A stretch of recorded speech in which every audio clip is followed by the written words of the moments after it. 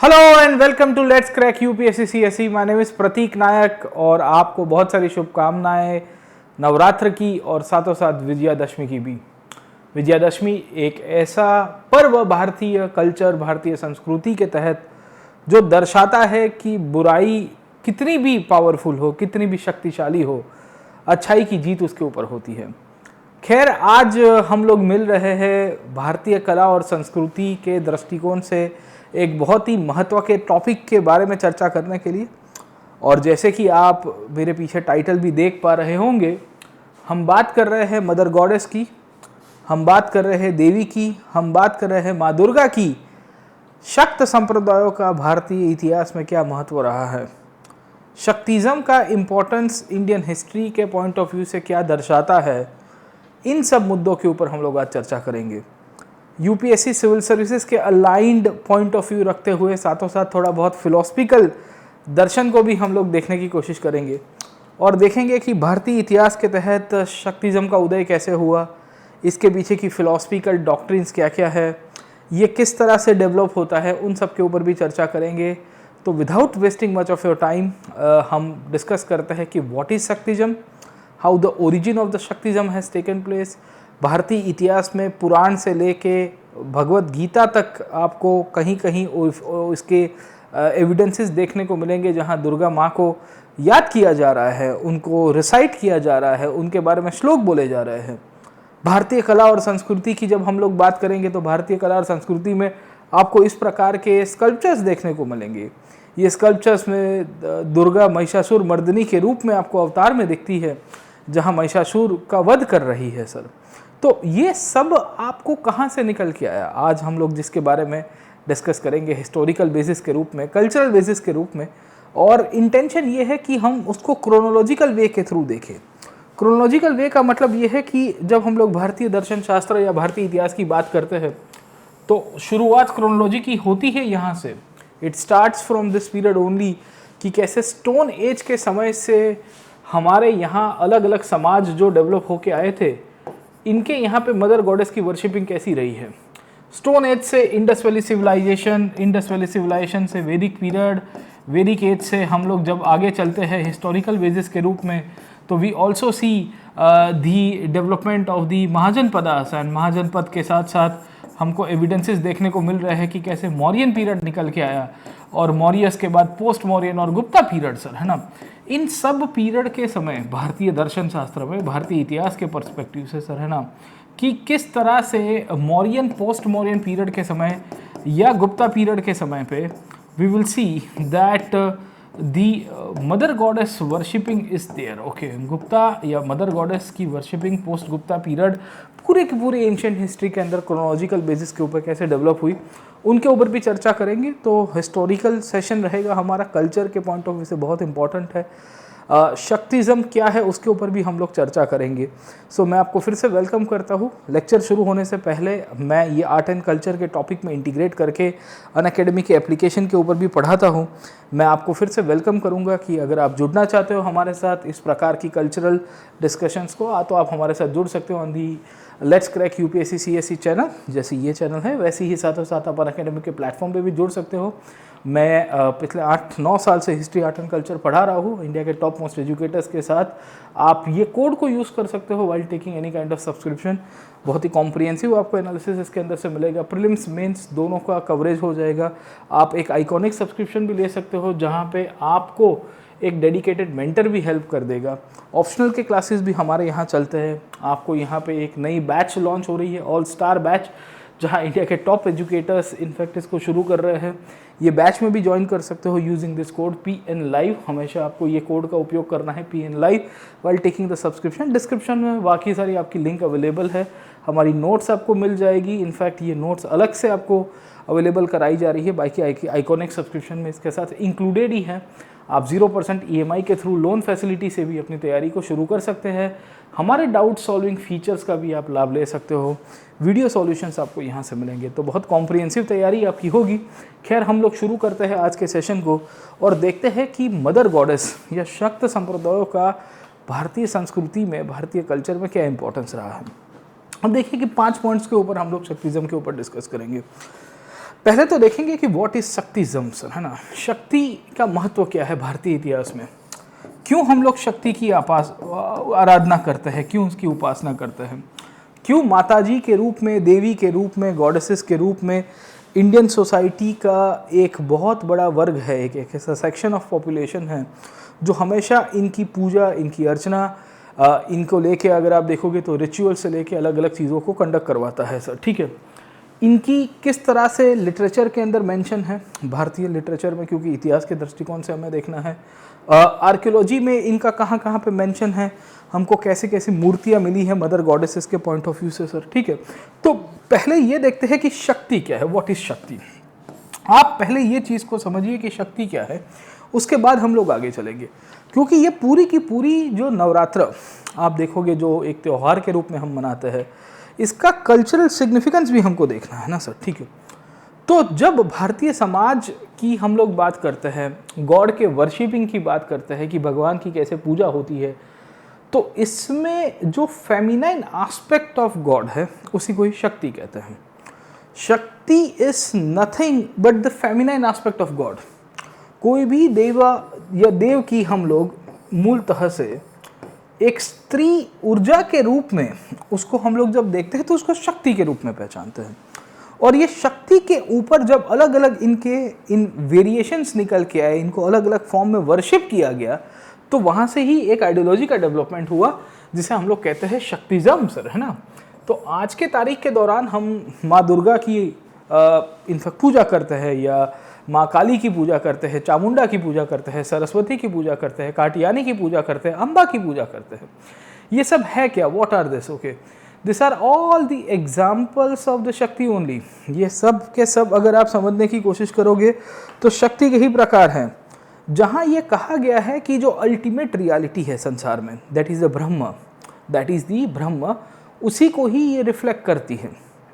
शक्ति की पूजा या शक्ति की आराधना मूलतः से एक ही चीज़ है, that is the union with the God. तो जब आप यहाँ माताजी की या कोई देवी की पूजा करते हो तो उसका मतलब ये नहीं है कि आप कोई विपरीत या कोई अगेंस्ट दी ट्रेंड सोसाइटी में जा रहे हो। It's a manifestation of energy where you worship the feminine aspect of God sir, ठीक है। समझ में आया कि नहीं आपको? फेमिनाइन एस्पेक्ट का मतलब ये है कि जैसे देव है वैसी देवियाँ भी है सर, है ना। तो एक एनर्जी के रूप में जब इनकी वर्शिप की जाती है, तो यहाँ से ही वी विल फाइंड कि भारतीय इतिहास में हमको ये शक्त संप्रदायों का उदय देखने को मिलता है, हमको उसका ग्रोथ देखने को मिलता है, ठीक है। आप जो नवरात्रि या आज की तारीख में हमारा समाज जो नवरात्रि सेलिब्रेट करता है, ये देवी के 9 अलग अलग फेसेस को सेलिब्रेट करता है। ये एनर्जी कोई एक आकार में नहीं आती है, ये एनर्जी अलग अलग फॉर्म में आती है। कभी रौद्र रूप में होती है, कभी शांत रूप में होती है, कभी गौरी के रूप में होती है, कभी काटियानी के रूप में होती है सर। आप समझिए कि नवरात्रि के 9 दिन मूलतः से दुर्गा माँ के ही अलग अलग 9 फेसेट्स के रूप में है, 9 अलग अलग एनर्जी के आकार के रूप में है। बिकॉज हमारे यहाँ एक संस्कृति ऐसी रही है जहाँ एनर्जी को अलग अलग आकार, अलग अलग रूप, अलग अलग रंग के साथ देखा गया है, अलग अलग विस्तारों में। उन सब का इंटीग्रेशन आपको यहाँ से देखने को मिलेगा सर, ठीक है। तो मूलतः से गॉडेस दुर्गा माँ के साथ जुड़ा हुआ एक पूरा का पूरा एक हम लोग कह सकते हैं कि एनर्जी का एक डिफरेंट वेरिएशन फॉर्म, और उन सब को कैटेगराइज करते हुए जहाँ से वर्शिप शुरू हुई उसी को ही शक्ति के रूप में पहचानते हैं। It is nothing but the feminization of the ultimate reality that is known as the Brahma. आपने उपनिषद्स पढ़े होंगे, उपनिषद्स के अंदर इस बात को भी आपने देखा होगा कि व्यक्ति को सबसे हाईएस्ट नॉलेज जब अचीव करना होता है, सुप्रीम रियलिटी की तरफ पहुंचना है, तो उसे ब्रह्म कहा गया है या ब्राह्मण कहा गया है भारतीय संस्कृति में, सनातनी संस्कृति के तहत। ये जो ब्रह्म या ब्राह्मण की जो वर्शिपिंग हो रही है सुप्रीम गॉडेस के रूप में, उन्हीं को ही शक्ति कहते हैं। तो शक्ति is not a new thing in the Indian culture. काफ़ी लोग कहते हैं कि देखो फेमिनाइन एनर्जी को वर्शिप करना एक नई बात है, ये नई बात नहीं है sir. It was traditionally part of the Indian society and cultures right from the ancient period, where certain forms of energy in the form of fertility aspect, in the form of a mother goddess, in the form of a deity who gives us the food, in the form of women who bears the progeny of the next generation, अगली generation के लिए वो एक progeny को reproduce करती है, उन सब के बेसिस के रूप में उनकी पूजा होती है। और इसके कारण हमको ये पता चल रहा है कि भारतीय इतिहास की संस्कृति में ये जो नवरात्रा एक त्यौहार के रूप में हम आज की तारीख में सेलिब्रेट करते हैं, ये मूलतः से एक ही गॉडेस दुर्गा के साथ ही जुड़ा गया है। पर दुर्गा माँ का ही हम लोग कह सकते हैं कि अलग अलग वेरिएशन से अलग अलग फॉर्म है सर, ठीक है ना, समझे कि नहीं समझे। ये जितने भी अवतार या जितने भी इनकारनेशंस हम लोग देख रहे हैं वो अलग अलग पर्सपेक्टिव में आपको देखने को मिलते हैं। जैसे पहले दिन कभी शैलपुत्री के रूप में आपको दुर्गा दिख जाती है, कभी आप देखने की कोशिश करोगे आपको ब्रह्मचारिणी के रूप में दिखेगी, कभी चंद्रघट के रूप में देखने को मिलेगी, कभी कुष्मंद के रूप में, कभी स्कंद माता, कभी कात्यायनी, कभी कालरात्रि, कभी गौरी के रूप में, कभी सिद्धरात्रि के रूप में, जो 8वां या 9वां दिन आपको मिलेगा सर, ठीक है। तो 9 के 9 दिन आप देखते हो कि दुर्गा माँ अलग अलग अवतार के रूप में आपको मिलती है। आपके घर में भी नज़दीक में आप देखोगे तो आजू बाजू में शायद तक आप जहाँ रह रहे होगे वहाँ नज़दीक में एक जगह होगी, आपने नाम सुना होगा, जिसे हम लोग कहते हैं शक्तिपीठ। ये शक्तिपीठ आया कहाँ से है? Why this Shaktipeeth are actually being worshipped and why people go to Shaktipit? Total 51 के आसपास 51 Shaktipits are there in different parts of this country. Some of them are located outside India like Pakistan और श्रीलंका और नेपाल और even आपको तिब्बत में भी एक आध शक्तिपीठ मिल जाता है सर, है ना। तो सवाल ये है कि इतनी सारी एनर्जी के अलग अलग फॉर्म्स को, गॉडेस दुर्गा को ही अलग अलग अवतार में अलग अलग बेसिस के रूप में क्यों वर्शिप किया गया है और इसका हिस्टोरिकल मेंशन कहाँ से निकल के आया है सर। हम इसके फिलोसफिकल और रिलीजियस एंगल में ना जाते हुए थोड़ा हिस्टोरिकल सेंस में चर्चा करने की कोशिश करेंगे कि दुर्गा माँ को इस तरह से मैनिफेस्ट करना अलग अलग रूप में, अलग अलग आकार में, अलग अलग मूर्तियों के रूप में, कभी ब्रह्मचारी के रूप में दिखेगी, कभी सती माता के रूप में दिखेगी, कभी पार्वती के रूप में आपको दिखेगी सर, ठीक है। वही है ना सर, अल्टीमेटली तो दुर्गा के ही अवतार हम कहते हैं सर। तो इस तरह से हम जब इनको आइडेंटिफाई करते हैं हिस्टोरिकल बेसिस के रूप में, तो ये हमको मिला कहाँ से है? तो भारतीय इतिहास की जब हम लोग बात करेंगे, when we are talking about the Indian history, तो हमको 2 प्रकार के साहित्य मिलते हैं सर, है ना। मदर गॉडेस की वर्शिप हम लोगों को ऐतिहासिक रूप से अगर आप समझोगे तो 2 ट्रेंड के अंदर देखने को मिलेगी सर। एक तो लिटरेचर का ट्रेंड देखने को मिलेगा। ये लिटरेचर का ट्रेंड भारतीय संस्कृति के तहत जब से संस्कृत लिटरेचर बनना शुरू हुआ उसके अंदर काफ़ी आपको दिख जाएगा सर, ठीक है। दूसरा ट्रेंड हम लोग देखने को मिलेंगे वो है आर्कियोलॉजी के अंदर।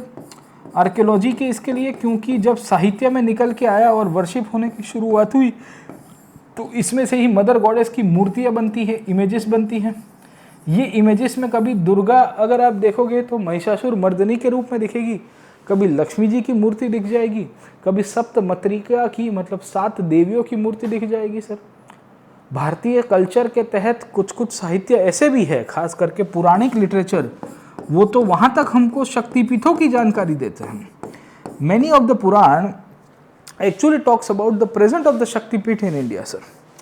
तो स्टोरी ये है कि जब जब भारतीय संस्कृति के तहत या जब जब इंडियन कल्चर के तहत हम ये सोचते हैं कि मदर गॉडेस की वर्शिप कहाँ से शुरू हुई, तो जब हम लोग आर्कियोलॉजिकल पॉइंट ऑफ व्यू से देखने की कोशिश करेंगे, so from the archaeological point of view mother goddess की वर्शिप आपको स्टोन एज पीरियड से एविडेंस देखने को मिल जाती है। Right from the stone age period मतलब प्री हिस्ट्रिक इंडिया, जब इतिहास बना भी नहीं था, इतिहास लेखन की शुरुआत भी नहीं हुई थी, उस समय के दौरान से भारतीय संस्कृति के तहत हमको मदर गॉडेस मतलब एक ऐसी जननी जिसने सबको जन्म दिया है, उनकी मूर्तियों के एविडेंसेस देखने को मिलते हैं। हम यहाँ से एक एक करके क्रोनोलॉजिकली समझने की कोशिश करेंगे कि इनके हिस्टोरिकल एविडेंसेस लिटरेचर और आर्कियोलॉजी में कहाँ कहाँ मिलते हैं सर। ये दुर्गा माँ, ये लक्ष्मी माँ या सरस्वती माँ या सती माँ अलग अलग अवतार के रूप में, देवियों के रूप में हमको कहाँ कहाँ देखने को मिले हैं सर, ठीक है। तो आर्कियोलॉजिकल पॉइंट ऑफ व्यू से जब हम लोग बात करते हैं तो ओरिजिन के अंदर हमको जानकारी मिलती है।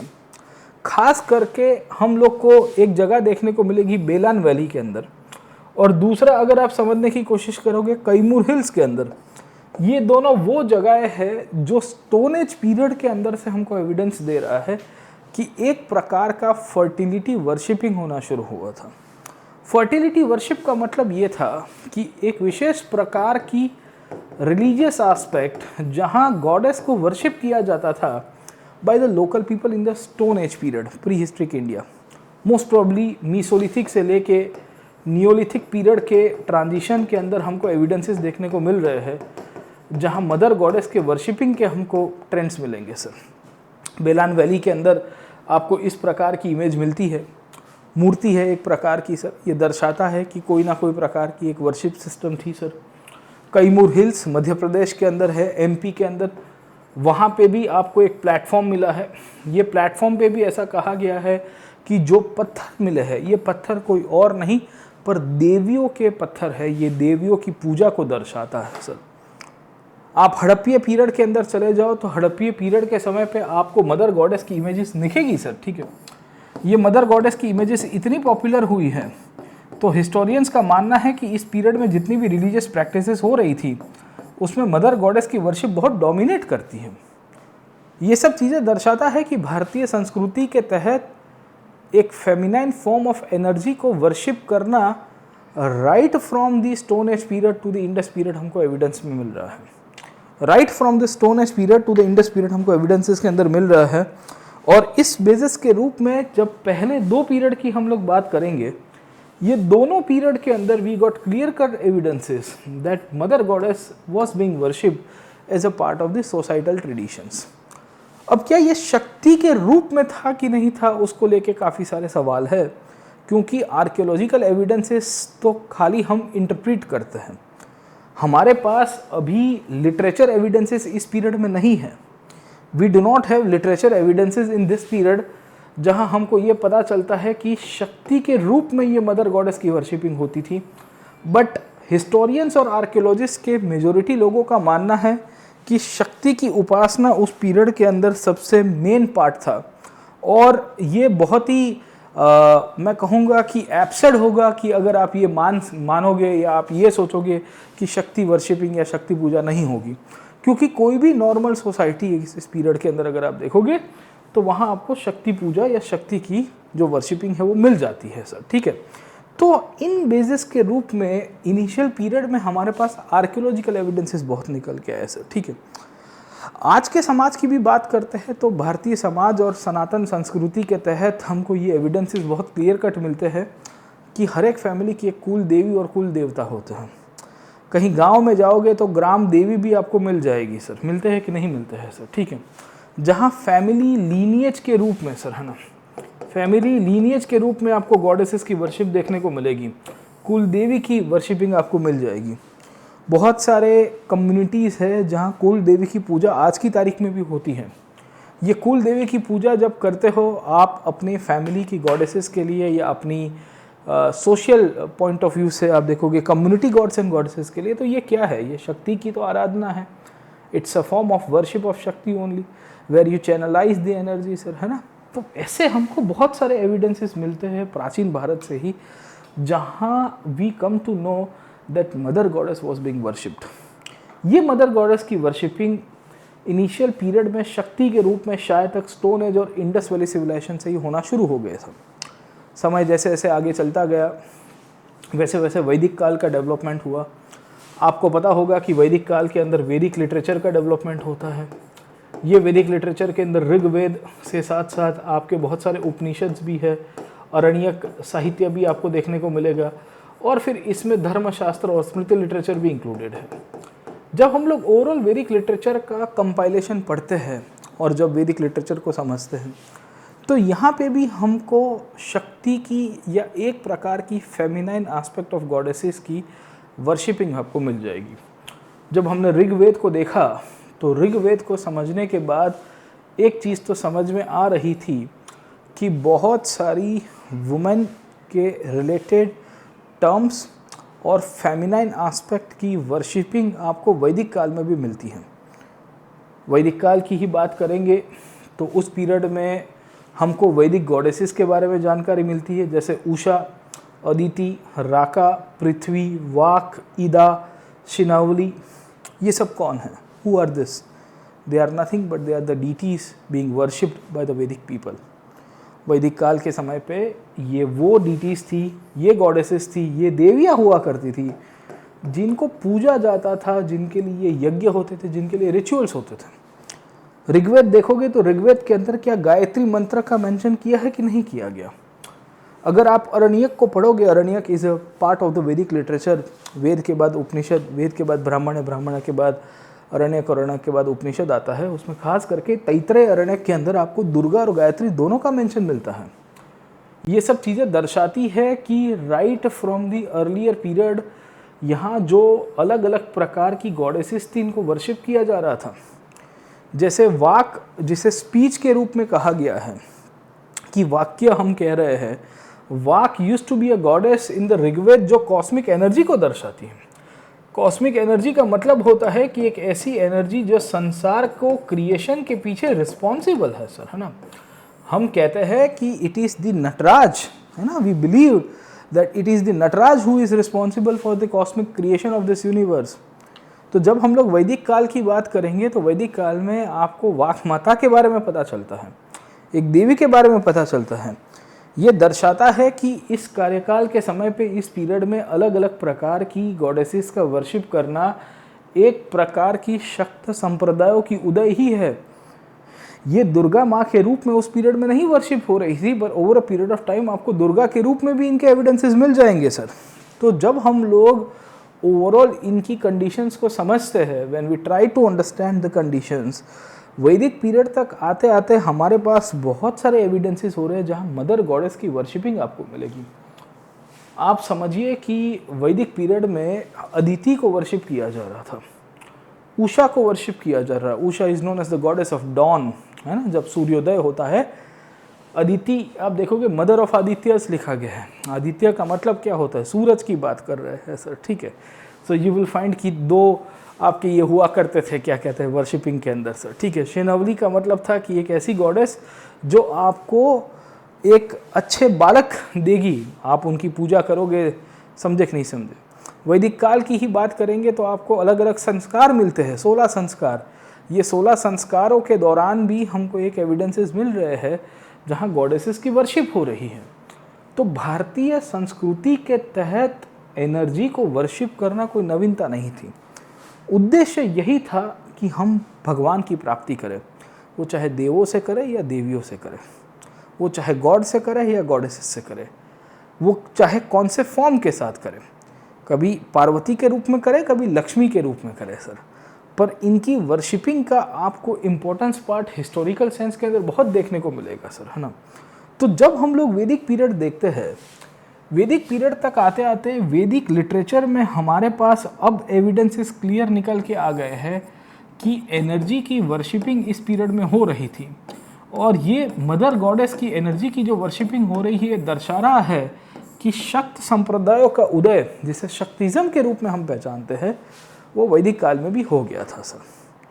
ऑल दिस थिंग सिग्निफाइज कि इंडियन सोसाइटी आज की जो हम लोग देखते हैं वो ट्रेडिशनली कितने समय से चल रहा है।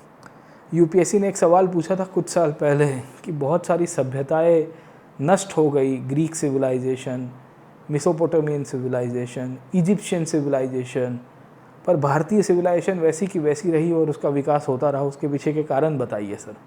तो उसमें शक्त संप्रदायों का एक बहुत बड़ा कारण है, क्योंकि लोगों की लेगेसी चालू रहती है सर। खैर, समय जैसे जैसे आगे चलता गया वैसे वैसे लिटरेचर के एविडेंसेस के अंदर we come to know that the goddesses were being worshipped in different forms.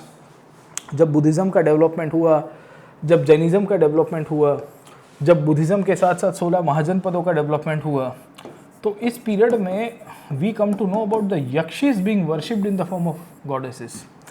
ये यक्षी की कहानी अगर आपको थोड़ी बहुत जानकारी होगी तो ये यक्षी होती थी कौन सर? यक्षी एक प्रकार की फीमेल गॉडेसेस ही हुआ करती थी जिसको कॉमन मैन फोक सोसाइटी के अंदर वर्शिप किया जाता था। जब हम लोग मौर्यन पीरियड की खास करके बात करेंगे, the period from 600 BC and the period from 600 BC to almost 325 CE, even in between this period also we come to know that the Yakshi is being worshipped is an example of how mother goddess and different aspects of feminine goddess were being worshipped. So here you will find कि Yakshini worship will be very much dominating at that time. हमको ये पता चल रहा है कि Yakshini worship इस period के अंदर बहुत डोमिनेट हुआ था। ये यक्षिनी वर्शिप की जब हम लोग बात करेंगे तो उस समय के दौरान आपको बहुत सारी मूर्तियाँ देखने को मिलेगी जो यक्षिनी को फर्टिलिटी और चाइल्ड बर्थ के साथ जोड़ा गया है। वही चाइल्ड बर्थ जिसे मैंने अभी आपको शिनवली के रूप में कहा कि Sinivali was a goddess in the Vedic literature, जो कहती थी कि अगर आप मेरे लिए यज्ञ करोगे तो मैं आपको अच्छे संतान की प्राप्ति करके दूंगी सर। यहाँ यक्षिनी की पूजा हो रही है उसके थोड़े समय के बाद। वो क्या दर्शाता है? ये दर्शाता है कि एक प्रकार की ट्रेडिशन है सर, ठीक है। ये यक्षिनियों को कहा जाता था कि आप बालकों की रक्षा भी करेंगे, आप उनसे बीमारी भी दूर करेंगे, और इनके बहुत सारे स्टोन के स्कल्पचर्स आपको मिलेंगे अलग अलग जगह के ऊपर, अलग अलग रीजन्स में। इनकी इस प्रकार की मूर्तियाँ दर्शा रही है कि इनकी वर्शिपिंग कितनी पॉपुलर थी उस पीरियड में सर। इनकी वर्शिपिंग कितनी पॉपुलर थी उस पीरियड के समय पे कि that this goddesses are being seen and these goddesses are being worshipped in different shapes and forms in the form of the yaksh and the yakshinis. All these things highlights कि in the period of Buddhism and from the Buddhism to the Mauryan period, भारतीय संस्कृति के तहत हमको अलग अलग प्रकार की देवियों की पूजा आपको मिल जाएगी। मौर्यन पीरियड के समय पे मैंने आपको मदर गॉडेसेस के बारे में बताया। इस पीरियड के समय पे अगर आप देखोगे तो आपको इस प्रकार की टेराकोटा की मूर्तियाँ भी देखने को मिलेगी। ये टेराकोटा की मूर्तियाँ आज के अहिच्छत्रा से लेके यूपी वाले रीजन से लेके आप चंद्रकेतुगढ़ तक चले जाओगे आज के बंगाल के अंदर, वहाँ पे भी देखने को मिलती हैं। ये सब चीज़ें दर्शा रही है कि this were the places where mother goddess were being worshipped, और इसके लिए इनकी टेराकोटा की मूर्तियाँ बनती थी। ये अल्टीमेटली हिस्टोरिकल एविडेंसेस को प्रूव करता है और पिन पॉइंट करता है कि देखिए ये गॉडेसेस की वर्शिप किस किस रूप में, किस किस फॉर्म के अंदर हमको मिल जाएगी सर। मौर्यन पीरियड में आपको यक्षिनीज की वर्शिप आपको काफ़ी देखने को मिलेगी। और मौर्यस से जब आप पोस्ट मौर्यन पीरियड में आएंगे, when you will come to the post Mauryan period, जब उसके बाद वाले इमीडिएट पीरियड के समय पे, इस पीरियड के समय पे भी आपको मदर गॉडेस यानी कि देवियों की पूजा के लिए अलग अलग आपको बहुत सारी इमेजेस मिलेगी। खास करके अगर आप संगम पीरियड में चले जाओ साउथ इंडिया के अंदर, तो संगम लिटरेचर में एक किताब है जिसका नाम है शिलापद्दिकरम। शिलापद्दिकरम के अंदर माधवी और कोवलन की एक लव स्टोरी को हाईलाइट किया है। खासियत ये है कि जब माधवी कोवलन की लव स्टोरी को हाईलाइट तो किया गया है, पर कोवलन की जो वाइफ हुआ करती थी जिनका नाम था कन्नगी, वो कन्नगी को गॉडेस के रूप में डिपिक्ट किया गया है। Because she will be fighting for her rights and her husband's rights when the family was thrown out from the political and the social boycott. ये कन्नगी को गॉडेस के रूप में वर्शिप करना और इस पीरियड में कन्नगी की मूर्तियाँ बनवाना राजाओं के द्वारा साउथ इंडिया के अंदर, खास करके तमिल लिटरेचर के अंदर इसका मेंशन किया गया है। ये दर्शा रहा है कि even in the post Mauryan period, उत्तर मौर्य काल के दौरान भी आपको मदर गॉडेसेस की यानी कि जो देवियों की मूर्तियाँ हैं, अलग अलग माताजी की मूर्ति है, ये इमेज वर्शिप के रूप में आपको मिल रही है सर। भारत के बाहर के राजा भी इस पीरियड के समय पे मदर गॉडेसेस की वर्शिप करते थे। जैसे कि अगर आप देखोगे तो आपको सीथियंस करके एक डायनेस्टी देखने को मिलती है। सीथियंस के साथ साथ आपको पार्थियन करके एक डायनेस्टी देखने को मिलती है। जब अशोक का डिक्लाइन हुआ और मौर्यन साम्राज्य टूट गया, तो सेंट्रल एशिया से और वेस्ट एशिया से बहुत सारे डायनेस्टीज़ भारत की तरफ आए। जब ये डायनेस्टीज़ भारत की तरफ आए, भारत के ऊपर इन्होंने अपना झंडा बनाया, तब ये भारत के अंदर अपनी देवियों की पूजा करते हैं। तो आपको एक गॉडेस का नाम देखने को मिलेगा जिसका नाम है गॉडेस नाइकी। आज की गॉडेस के रूप में मत देखिएगा, क्योंकि नाइकी आज की तारीख के अंदर कुछ नया टर्म है सर, है ना। But in many of the coins of the Parthian dynasty, we come to know about goddess Nike. We will find कि ऐसे ही एक मून गॉडेस को ये लोग वर्शिप किया करते थे। कनिष्क करके एक राजा आपने नाम सुना होगा जिसका एक इंस्क्रिप्शन है जिसका नाम है रबातक इंस्क्रिप्शन। ये रबातक इंस्क्रिप्शन में कनिष्क अपनी देवी को याद कर रहा है। वो देवी का नाम था नाना। और कनिष्क कहता है कि हे देवी नाना, मुझे शक्ति दो कि मैंने आपके लिए यहाँ पे एक मंदिर बनाया है, उसकी मैं रक्षा कर पाऊँ और मेरा साम्राज्य सबसे बुलंद हो। ये सब चीज़ें क्या दर्शाती है? What does this thing shows? ये सब चीज़ें दर्शा रही है कि यहाँ मदर गॉडेस की या शक्ति की आराधना और उपासना खाली भारतीय संस्कृति और भारतीय कल्चर तक लिमिटेड नहीं थी, पर इवन जो विदेश से आए हुए शासक थे वो भी इस प्रकार की देवियों की पूजा कर रहे हैं। आपको जान के बड़ी हैरानी होगी, क्योंकि आज की तारीख के अंदर पश्चिमी के अंदर खास करके वेस्टर्न वर्ल्ड में गॉडेसेस का कोई इंपॉर्टेंस नहीं है। गॉड का जो वर्शिपिंग पार्ट है बहुत ही डायनामिक है।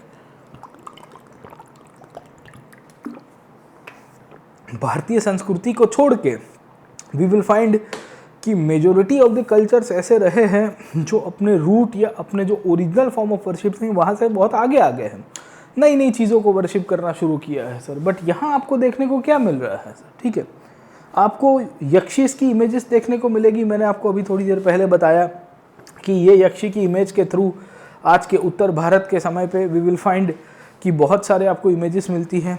उसमें एक बहुत ही फेमस इमेज है पंचचूड़ा की इमेज सर। ये यक्षी की इमेज है, एक विमेल गॉडेस की इमेज है, जहाँ इनके हाथ में अलग अलग अस्त्र और शस्त्र है। She is carrying different weapons.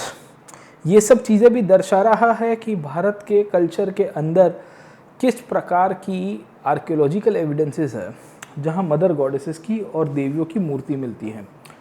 Post modern period में आपको पता होगा Gandhara school of architecture, Mathura school of architecture, Amaravati school of architecture का डेवलपमेंट हुआ था। उसमें खास करके ये जो आपका गांधार स्कूल ऑफ आर्किटेक्चर के नज़दीक में जो मथुरा स्कूल ऑफ आर्किटेक्चर था, उसमें मथुरा के पास एक जगह है सौंख। ये सौंख के अंदर आपको लक्ष्मी की मूर्तियाँ मिली है और उनकी मूर्तियों के साथ साथ आपको टेम्पल के एविडेंसेस मिले हैं। पोस्ट मॉडर्न पीरियड में शुंग डायनेस्टी पावर के ऊपर आती है, आपको पता होगा थोड़ा बहुत। ये शुंग डायनेस्टी जब रूल कर रही थी, इनके पीरियड के समय पे हमको लक्ष्मी जी और 7 देवियों का साथ में एक टेम्पल मिलता है, सप्तमत्रिका। गॉडेस दुर्गा के ही अलग अलग मैनिफेस्टेशंस मिलते हैं, अलग अलग अवतार दिखते हैं, अलग अलग रूप दिखते हैं, अलग अलग आकार दिखते हैं। ये 7 देवियों को एक साथ दर्शाया गया है, सप्तमत्रिका। कहाँ पे मिलता है? सौंख नाम की जगह पे। ये सौंख मथुरा के पास ही है। ये सब लोकेशंस आपको याद रखनी है क्योंकि प्रीलिम्स के अंदर भी आ सकता है। This are the places which are very much important and they can be asked in the prelims by UPSC as well sir. In fact Bharat के अंदर ज़्यादातर ये जो पोस्ट मॉडर्न के किंग्स थे, ये यक्षिस के साथ साथ अपनी गॉडेसेस को भी मानते थे। जैसे आप फॉरेन गॉडेसेस के बारे में मैंने आपको बताया सर, ठीक है। वी विल ऑल्सो फाइंड कि इस पीरियड के समय पे लक्ष्मी का भी मूर्ति पूजा हो रहा है और दुर्गा का भी मूर्ति पूजा आपको देखने को मिलेगा। ये वो काल है जब भारत के अंदर मौर्यन के बाद के पतन के समय पे वैष्णविज्म का भी ग्रोथ हो रहा था, जहाँ विष्णु जी को वर्शिप हो रहा। जब वैष्णविज्म का ग्रोथ हो रहा था तो लक्ष्मी माता को विष्णु जी के साथ भी जोड़ के दिखाया गया है, क्योंकि विष्णु लक्ष्मी की जोड़ी है, आपको पता होगा सर, ठीक है। तो विष्णु लक्ष्मी की जोड़ी के रूप में भी आपको ये पता चल रहा है कि हमको इमेजेस मिल जाती हैं। या आप देखोगे तो गजलक्ष्मी के रूप में आपको कॉइन्स के ऊपर, इंस्क्रिप्शन के ऊपर इमेजेस मिलेगी। जैसे एक शुंग डायनेस्टी का राजा था ज्येष्ठ मित्र। ये ज्येष्ठ मित्र के समय के आपको एविडेंसेस देखने को मिलते हैं, where we find the images of Lakshmi ji on the coins and the inscriptions that were issued by Jyeshtha Mitra. ज्येष्ठ मित्र के द्वारा जो कॉइन्स इशू किए गए थे उसके ऊपर हमारे पास ये भी एविडेंसेस है। ये दर्शा रहा है कि देखिए अलग अलग प्रकार के जो गॉड्स एंड गॉडेसेस की जो इमेजेस है, ये इमेजेस आपको अलग अलग रीजन्स में मिल रही है सर, ठीक है। नॉर्थ से लेके साउथ तक, ईस्ट से लेके वेस्ट तक। अब मूलतः से बदलाव कब आया भारतीय सनातनी संस्कृति में? और ये जो मदर गॉडेस की वर्शिपिंग इनफैक्ट आप देख रहे थे कि अलग अलग विस्तार में अलग अलग डायनेस्टी के द्वारा की जा रही है, उसको गुप्ता पीरियड तक एक फाइनल कोडिफिकेशन दिया गया। ये गुप्ता पीरियड मूलतः से आप देखोगे तो 320 से लेके 550 CE तक का पीरियड देखने को मिलेगा। और ये कार्यकाल वो था जब मदर गॉडेसेस की जो कोडिफिकेशन है वो साहित्य में और साथों साथ कला और संस्कृति के अंदर दोनों जगह के ऊपर पैरेलली रिफ्लेक्ट कर रही है। गुप्ता पीरियड वो पीरियड था जब भारत में लिटरेचर का डेवलपमेंट सबसे क्लाइमैक्स के ऊपर चला गया। पुराण का डेवलपमेंट हो चुका है, महाभारत रामायण आदि ऐतिहासिक ग्रंथ और साथों साथ धार्मिक साहित्य का भी निर्माण हो चुका है। Religious literature along with historical compositions were also compiled in the period of पुराण।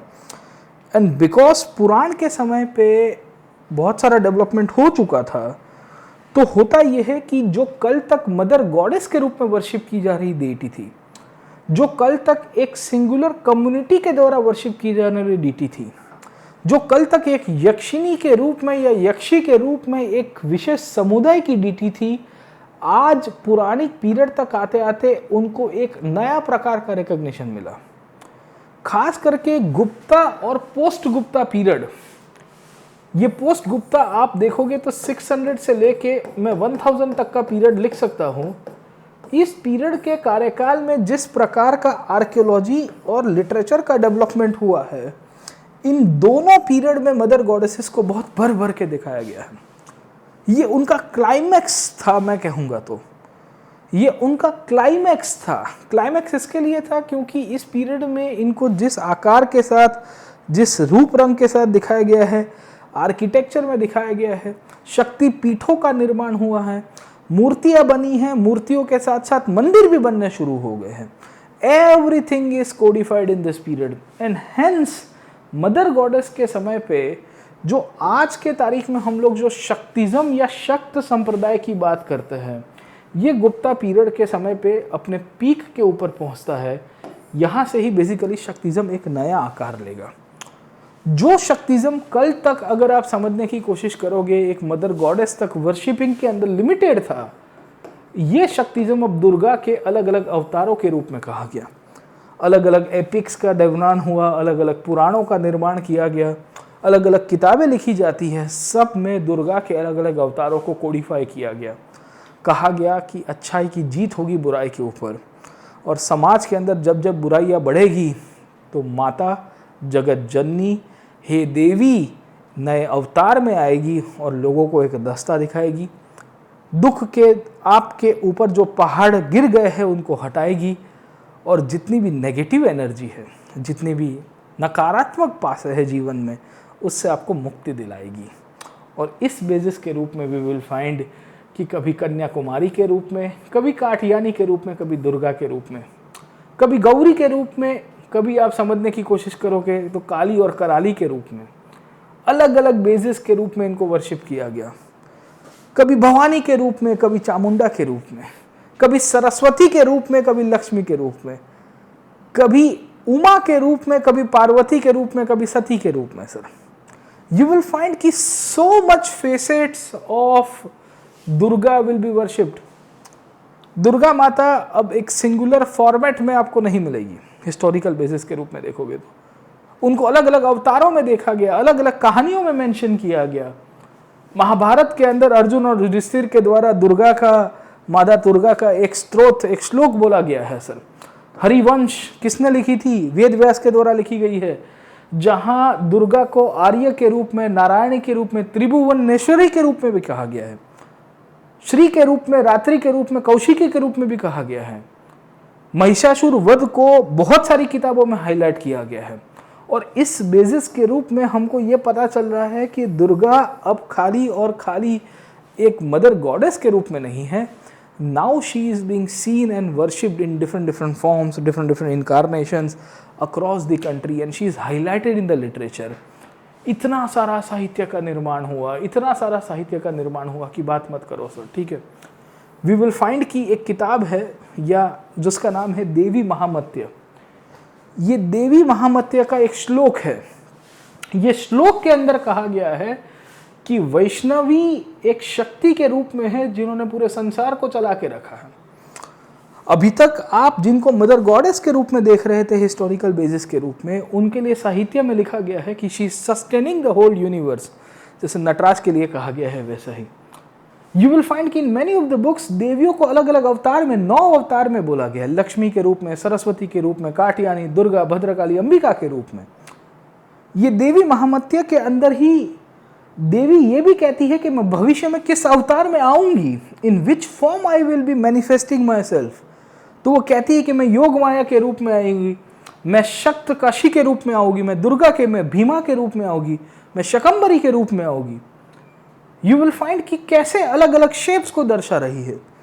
गीता का कंपाइलेशन इस पीरियड के अंदर होता है, तो गीता के अंदर बोला गया है कि माता अलग अलग आकार में, अलग अलग रूप रंग में आएगी जब जब संसार के अंदर नकारात्मक चीजें और असुरी प्रवृत्तियां बढ़ जाएगी सर।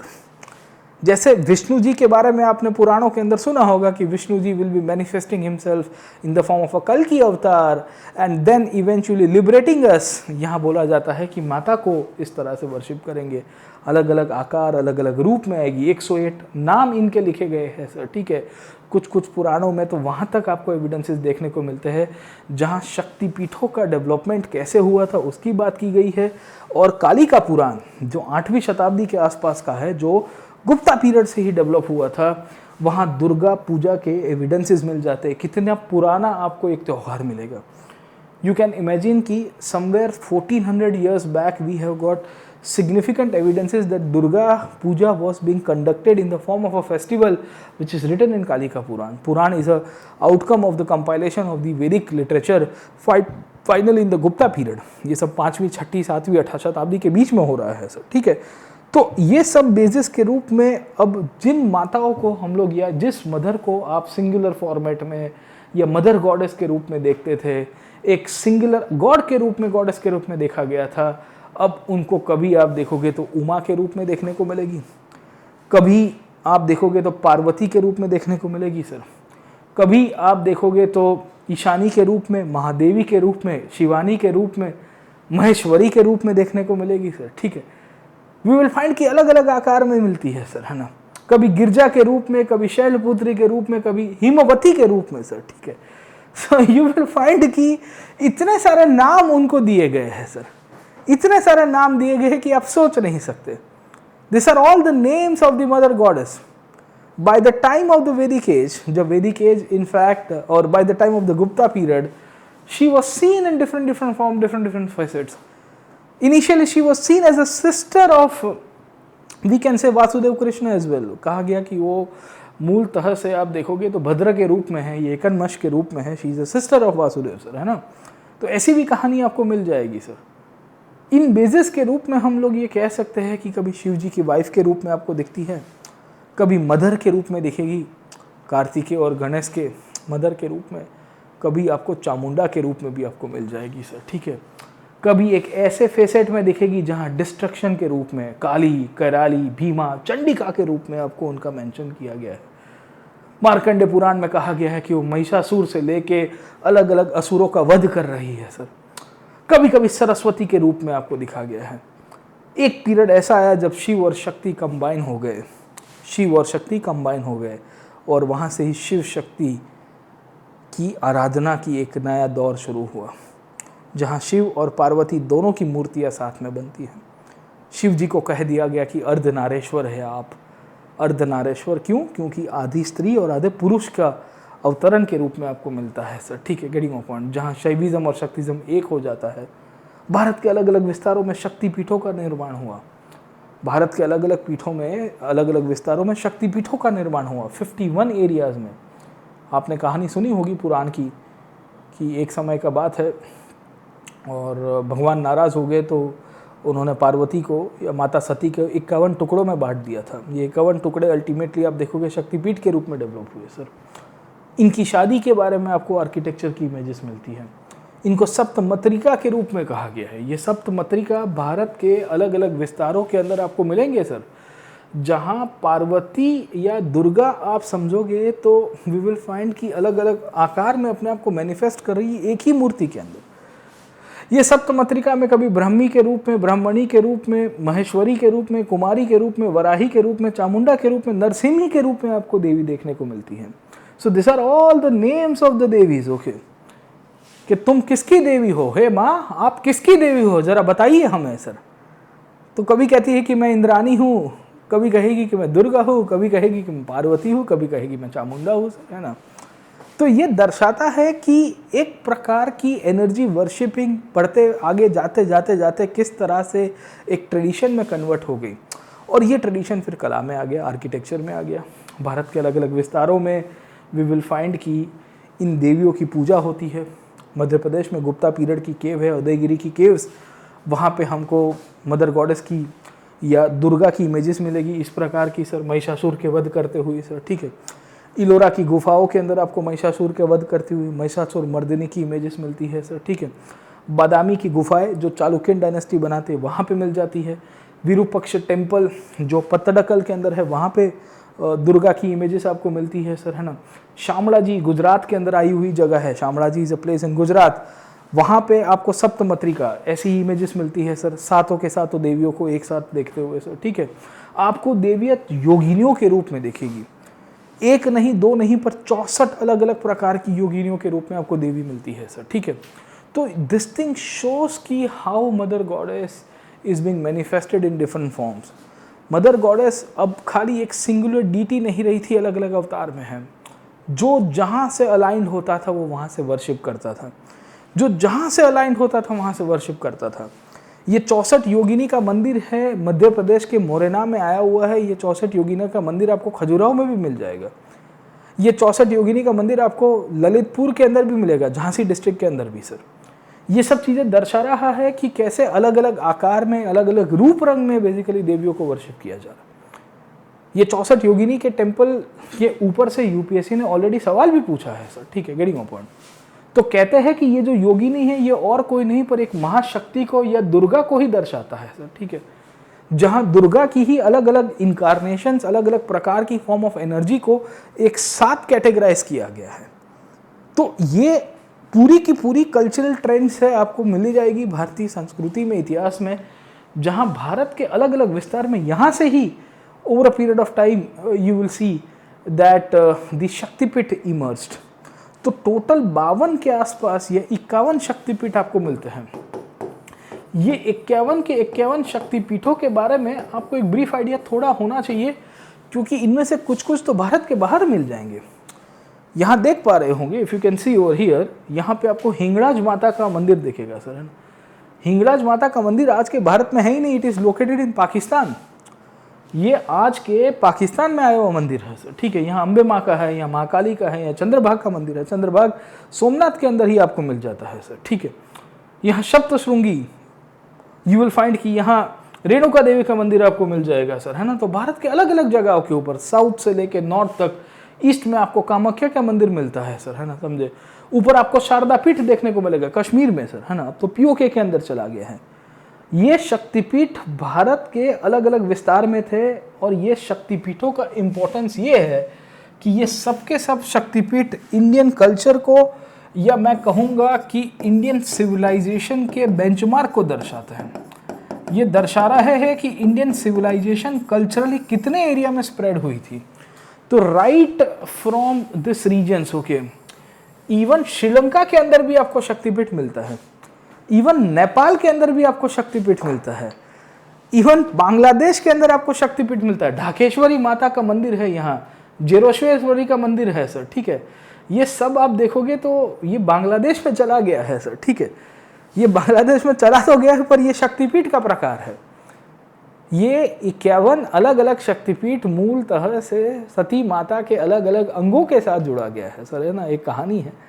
और they are all categorised in a singular form, क्योंकि इनकी आराधना, इनकी उपासना करके ही आपको ब्रह्म की रियलाइजेशन होगी, सुप्रीम एंटिटी की रियलाइजेशन होगी, और एनर्जी चैनलाइज रहे इसके लिए लोग फास्टिंग करते हैं। आपने देखा होगा नवरात्रि के दौरान लोग बहुत सारा फास्टिंग करते हैं। उसके पीछे का कारण क्या है सर, ठीक है।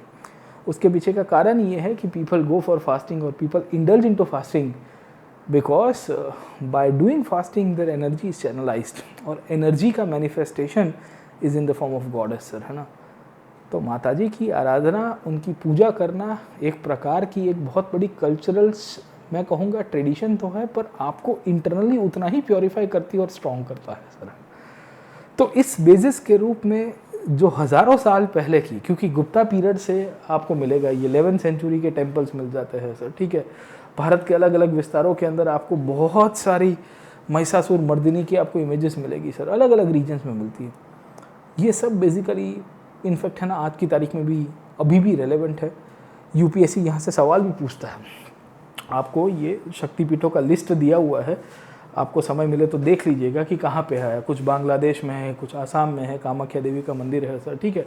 कुछ पंजाब के अंदर आपको मिलेंगे, हिमाचल के अंदर आपको मिलते हैं। ज्वालामुखी टेम्पल आपने देखा होगा, बहुत फेमस है हिमाचल के अंदर सर, ठीक है।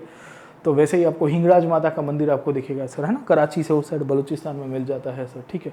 अमरकंटक के अंदर आपको मिलेगा सर, है ना, एमपी के अंदर, है ना, समझे कि नहीं समझे। तो this are all the places जो आपको आइडिया रहना चाहिए कि कहाँ कहाँ से ये डेवलप हुए हैं और इसकी लोकेशंस कहाँ से कहाँ ये उभर के आई है सर। खैर, तो शक्तिपीठों की इंपॉर्टेंस होपफुली आपको समझ में आई होगी। अब बहुत ही इंटरेस्टिंग एनालॉगी के थ्रू ये क्लास को कंक्लूड करेंगे, और ये क्लास की एनालॉगी का कंक्लूजन है प्राइम मिनिस्टर मोदी अंबाजी नाम के मंदिर में अभी आरती करके गए सर, है ना, समझे कि नहीं समझे। ये 30 सितंबर का न्यूज़ था, ANI के द्वारा दिया गया था।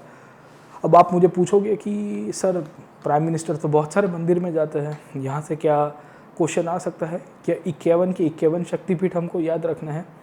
तो मैं ये नहीं कहूँगा कि 51 के 51 शक्तिपीठ याद रखें, पर इम्पोर्टेंट शक्तिपीठों को ज़रूर से याद रखना है। देर आर सर्टेन शक्तिपीठ विच आर वेरी इंपॉर्टेंट, जहाँ से न्यूज़ में कहीं ना कहीं है, तो उनको याद रखना है। क्यों? क्योंकि पिछले साल का आप क्वेश्चन देखोगे 2021 में, तो इसी प्रकार का एक टेम्पल आपको पूछ दिया गया जिसका नाम है 64 योगिनी टेम्पल, और यूपीएससी ने पूछा कि ये 64 योगिनी टेम्पल क्या दर्शाता है, और इसमें बेसिकली एक ऑप्शन दिया गया कि ये वैष्णविज्म या वैष्णव कल्ट को दर्शाता है। खैर, कल्ट सही है या गलत शब्द है ये तो बहुत डिबेटेबल है, बट यू विल फाइंड कि ये वैष्णविज्म को दर्शाता है। अब अभी मैंने आपको बताया कि योगिनी का मंदिर क्या है, योगिनी जोगिनी शब्द मिलते हैं हम लोग सर, ठीक है, ये देवियों के साथ है, तो ये वैष्णविज्म के साथ तो है नहीं सर, ठीक है, गेटिंग पॉइंट, ओके। पूछा गया है कि it is the only circular temple in India. भाई गोल मंदिर बहुत सारे बने हैं, ये एक मात्र नहीं है सर, ठीक है। तो 2 और 3 को गलत कर दो आप ऑटोमेटिकली, तो आपको पता चलेगा कि circular temple built during the reign of Kachchhagupta dynasty, ये सही है।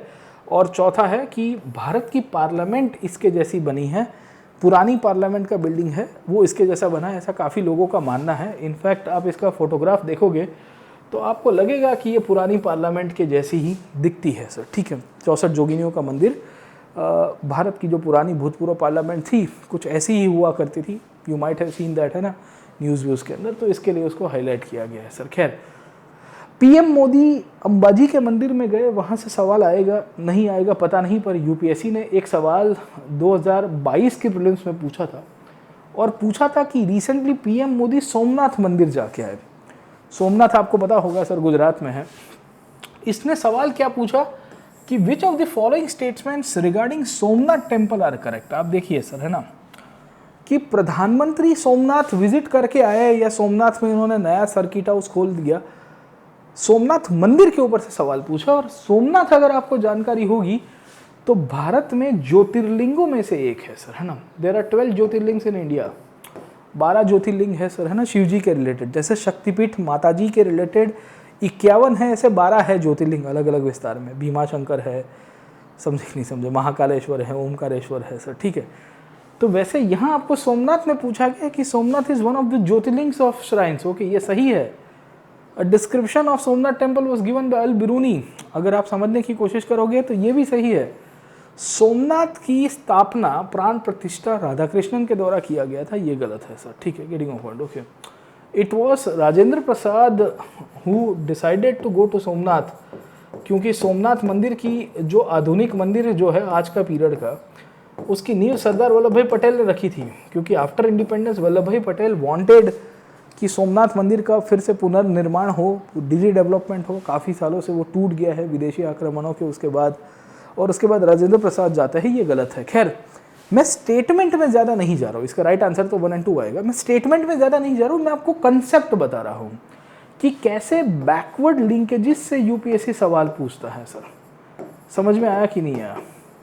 आप देखिए कि बैकवर्ड लिंकेजेस से सवाल बहुत पूछता है। प्रधानमंत्री मोदी अम्बे माँ के मंदिर जाके आए, गुजरात में अंबाजी टेम्पल जाके आए, उसका बैकवर्ड लिंकेजेस आप जरूर से याद रखिएगा कि शक्तिपीठ कहाँ पे आया है सर, समझे कि नहीं समझे, गेटिंग ऑफ पॉइंट, ओके। और ये शक्तिपीठ में से मैं ये नहीं कहूँगा, पर इम्पोर्टेंट 5-6 शक्तिपीठों को याद रखिएगा। अंबाजी शक्तिपीठ इम्पोर्टेंट है ज़रूर से है। कामाख्या का शक्तिपीठ इम्पोर्टेंट है। ज्वालामुखी का शक्तिपीठ यस आपके नॉर्थ इंडिया के अंदर है, हिमाचल में, वेरी इंपॉर्टेंट। समझे कि नहीं समझे? तो वो शक्तिपीठों को कम से कम याद रखिए। उसके बैकवर्ड लिंकेजेस देखिए। इवन मोदी साहब ने 9 दिन फास्टिंग किया।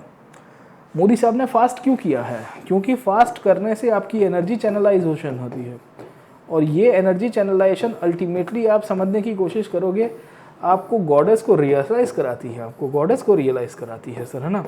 बाय चैनलाइजेशन ऑफ एनर्जी आप गॉडेसेस को पामते हो सर, उनको एहसास करते हो as per the traditions, and this is one of the reasons people do conduct this kind of fasting and rituals as well sir. खैर, तो आज इतना रखते हैं।